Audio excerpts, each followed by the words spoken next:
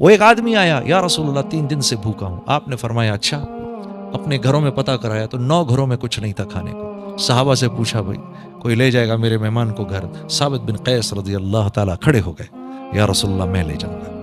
میں لے جاؤں گا کیا مطلب؟ آپ لے تو جائیں گے، گھر کس کے ہاتھ میں؟ بیوی کے ہاتھ میں. بیوی کو پتہ ہے کھانا ہے نہیں ہے کیا وہ سب. اب جب گھر لے کر گئے تو اب اسی لجاجت سے بیوی سے بات کی، کیونکہ مدینے کی جو انصار تھے ان کی بیویاں تھوڑی سی ذرا سخت مزاج تھیں، بنی ہوئی نہ ہو تو مسئلہ کھڑا ہو جائے، لیکن وہ بنی ہوئی خواتین تھیں، صحابیات بنی ہوئی خواتین تھیں. کہا کس کو لائے؟ کہا محمد صلی اللہ علیہ وسلم کا مہمان لایا ہوں. وہ بنی ہوئی تھیں، اہلن و سہلن. اچھا بھوکا ہے 3 دن سے، کچھ کھانے کو ہے؟ کھانے کو تو تھوڑا ہے، اتنا ہی ہے کہ بچوں کو کھلا دوں، اتنا ہی ہے کہ بچوں کو کھلا دوں. ہم میں سے تو کیا فرمایا کہ ایسے ہو سکتا ہے کہ ان کو سلا دو، ان کو نہ کھلاؤ، یہ کھانا اس کو دے دو. ہم میں سے کتنے کر سکتے ہیں اس طرح؟ بچے کو بھوکا سلا دیں، روتا پیٹتا کوئی نہیں بیٹا سو جا، اور کھانا لے جا کے مہمان کے سامنے رکھ دیں. بنی ہوئی عورتیں دیکھو، عورت کیسے کیسے دین کی دعوت مل رہی ہے اس عورت سے. باپ تو کہہ دیتا ہے، اب وہ اس ماں نے کس دل سے بچوں کو بھوکا سلایا ہوگا.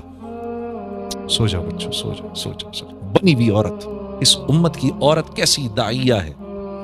ٹھیک بچوں کو سلا دیا.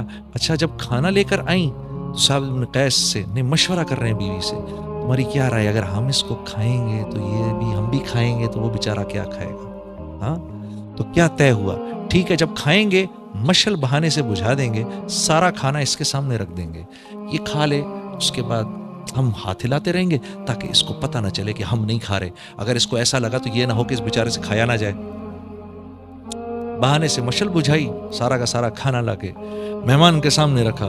دونوں میاں بیوی ہاتھ ہلاتے رہے. اس نے کھایا، دعائیں دی اور چلا گیا.